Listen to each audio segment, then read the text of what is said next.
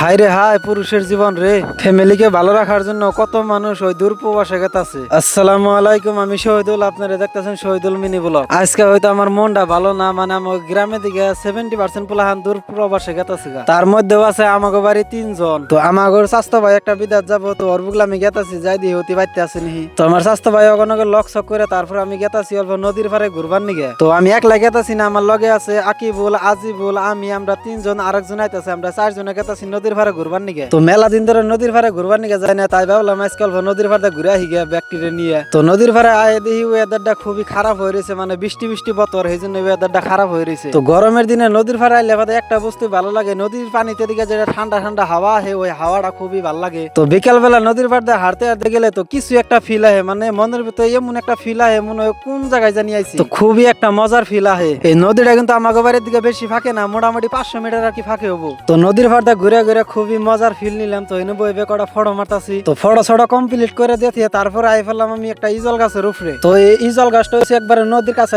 যদি এই বছর পানি হয় তাহলে আমার মনে করে এই ইজল গাছটা আমার থাকবো না, ডাইরেক্ট নদী ভাঙ্গে নিয়ে যাবো গা। ওই যে আরেকজনে দেখুন আমার ভিডিও করা দেখে অতি পজ দিবান হয়েছে, মানে গাছের মধ্যে হুইয়া পজ দিবান হয়েছে। তো গাছের উপরে উঠছি আমরা 2 জন, আর 2 জন দুভাই বইবে মোবাইল টিপতেছে, ওরা গাছের উপরে উঠবানি সাহস পাইতেছে না। তো আমার একজনে কইলো যে গাছের উপরে উঠা বলে খুবই রিস্ক, তারপরে আমি উঠলাম। কারণ আমি গাছের উপরে উঠতে ডরাই না, কারণ আমি যা জানি তো না দোয়া মোয়া পাঠ করে তারপর আমি গাছের উপরে উঠছি। তো নদীর ফাড়দা ঘুরে আসি রে, তারপরে আমরা এখন গেতাছি বাড়ি মিহি। তো তারপরে মোটামুটি রাত 8টা বাজে আমাকে স্বাস্থ্য ভাই 3 জন আইগিয়ে দিবার নি গাইলাম, মানে ওরা বিদেশে গেতাছে গাইসকে। তো এনু যেডি মানে দেখতাছ না এনুকার ব্যক্তি হইছে আমাকে বাড়ি বুগলেকার, মানে আমাকে গ্রামে। তো ওরা গেতাছে হায়দ্রাবাদ রাজমন্দির কামে। হাই রে হাই, পুরুষের জীবন রে। টাকার জন্য নিজের বাড়ি ঘর ফালা দিয়া থিয়া ওই দূর প্রবাসে পড়ে থাকে।